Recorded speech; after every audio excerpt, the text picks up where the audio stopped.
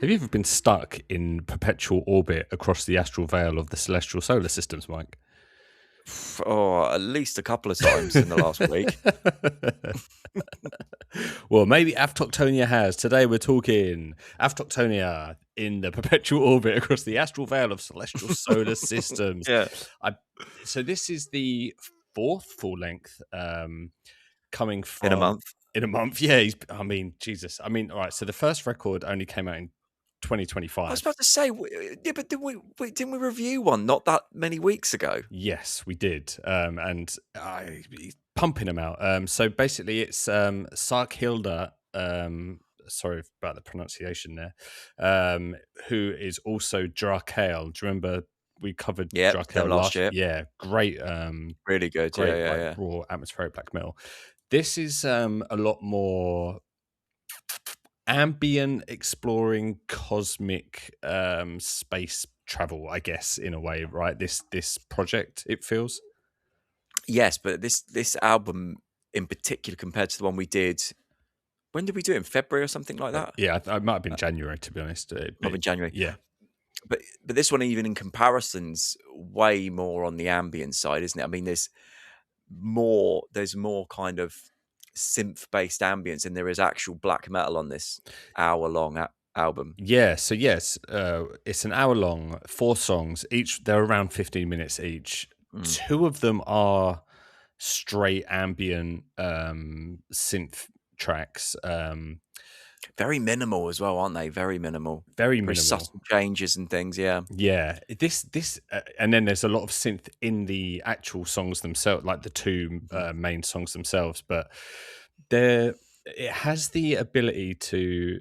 I don't want to say be background music, but like you can. It's not demanding your attention in the sense that like smacking you around the face with like riffs and like moments and pace it's not changes, is that it? at all, is it? It's not meant to be either. No. It's supposed to be that kind of transcending kind of and when you look at the track listing as well, they're all kind of parts. It's a bit Star Wars, isn't it sort of like I was going to ask actually starts. because a lot of his all his releases have like they're just basically one song title, but like I think like Mhm. parts 1 to 4.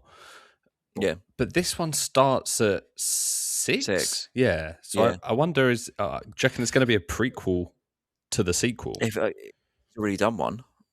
I couldn't find. I went through the previous No. albums and couldn't find like these track names. Yes, so maybe there will be a prequel. Yeah. Interesting, an interesting way to do things. It is, yeah, and it's an interesting album as well. It was when I was listening through it. It was at first you was like, oh my god, there's not much black metal on here to really talk about, but I really like the ambient synth wave. I had that sort of Brian Eno kind of vibe. Really enjoy that sort of style. So I enjoyed listening to this. I have to say. Yeah, when the black metal did hit, it was mostly like made like one song was made up of maybe a couple passages that would just like Mm, loop and like you kind of get lost and like you said like quite transcending but very mm, hypnotic. You'd sort of yeah, allowed to get into that headspace of like just repetitive, but it really worked. And then when there was like a slight change, it was like it was quite noticeable. I do want to talk about track 3, which was also track 8, song 8, Celestial Lament song 8. 8. Yeah, track 3.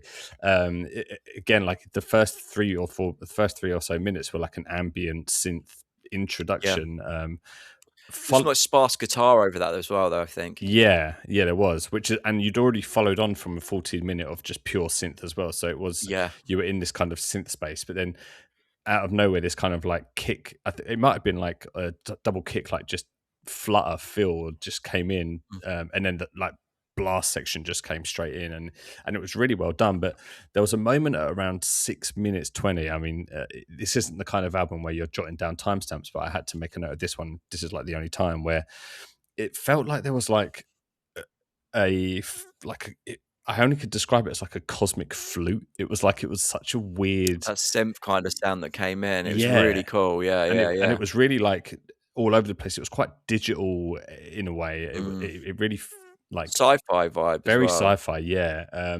But everything felt like it had been building up to that moment. Because then Mm. when that came in, it was just like really cool. And then around like 12 minutes towards the end of the song, this it was still going on, but like I was gonna say it stayed the whole time, didn't it, pretty much after then until yeah. yeah, but then like the beat came off blast and was sort of double kick, and the tempo, the feel was slower because like the cymbal and the snare was like a half time, but the double kick was keeping that ferocious energy. But then like there were these kind of like bells happening as well, like Yeah. synth bells, and there was a lot going on in terms of like sonic layering, but it really just like made the atmosphere like really cool. It did, yeah. Yeah, that was probably the highlight for me of the album was that moment to the end with that. Yeah. I love that kind of synth or whatever it was that came in. Um, yeah, it was yeah, really, really good. What did you think of the vocals, Mike? They were cool. I mean, they were very ambient. You had kind of a lower end in places as well. It was almost a bit post metal in that regards. Am I right? Was there some lower vocals? I don't Am think I getting so. confused with other noises? I might be getting confused with other noises. Possibly. I mean, for me, the vocals were very. I almost couldn't tell if it was an effect or if it was a vocal. It was very Yeah, like it sounded like wind almost, but like very feedbacky and very gainy, but in like a really good way. It was like another layer of like interesting sounds going on in this soundscape that was actually very raw overall. Like yeah, this celestial take on like when other bands do it, they kind of go a bit more clean with the production, don't they? When you think about like Kralis yeah, and uh, I'm trying to think of some others, but not really many coming to mind. Do you know what? The synth stuff actually reminded me of Time Wave Zero. You know, that kind of Blood Incantation ambient album. yeah, yeah, yeah. There was that similar kind of like feel to it, but yeah, like it's a lot more clean. But this was a lot more like raw, and it just sort of aided the atmosphere of like I don't know, like it was almost like a transmission that had just been lost across space, and it was sort of coming in. Yeah, that's it. I mean, I actually often think when you listen to some of these other bands that do this, that sometimes the production is a bit too polished for something that you want to wash out. This is what this album is. It kind of washes over you, and I think that rawness really adds to that because it's not punchy, and but I don't think it should be because the No, synths have kind of got that kind of smoothness to it. And then when the blast come out, I don't think you want that shock no, of jumping between the two, where it then feels like it's really punishing you, if you know what I mean. It's nice that that those parts of it sit still with a similar emotion to what you're getting from the Simps. It just kind of builds on that. yeah, yeah. I think this is definitely one to check out if you are like into the more like ambient. I think you've got to be into more the ambient part because I'd say the black metal aspect of it is probably only about 10-15 minutes of the actual Yeah, album. The other 45 roughly is at very ambient synth, but done really well, and it is very minimal as well. It's not, you're not listening to kind of, sort of synth leads and things like that, or yeah, it's not that. It's small changes. He does some quite nice industrial sort of noises in there as well, but again, they're very background and ambient. You're not getting that kind of. It's not too dynamic in that sense. hmm. Yeah, yeah. Agreed. If you do check this one out, let us know what you think of it. I'd be keen to know, you know, if this kind of thing Is is quite popular within like black metal realm.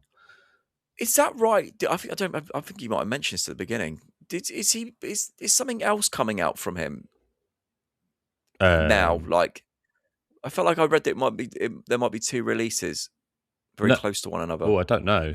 I don't know. But if it is, then what? I wouldn't be surprised. I know, yeah. What, like 4 albums in half a year? Crazy, Yeah. but yeah, really cool. Like really cool.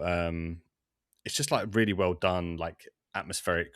ambient record with like really cool injections of like raw atmospheric black metal. Definitely one to check out if you are leaning into more that side. Let us know what you thought of it if you did check it out. And if you do like this kind of content, we cover the latest metal releases. And we put out videos every Black metal. Wednesday. Black metal, actually, yeah, true. We should just update the Well, mainly. title. Yeah, yeah.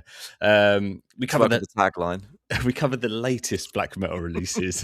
Thanks, Mike. We just made the 10-minute mark now, so Yeah, perfect. yeah, in a bit of a niche sector of that as well. If you like niche underground black metal, Yeah.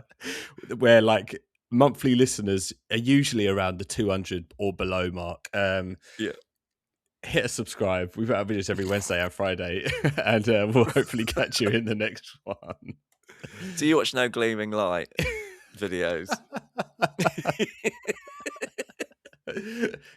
See you later.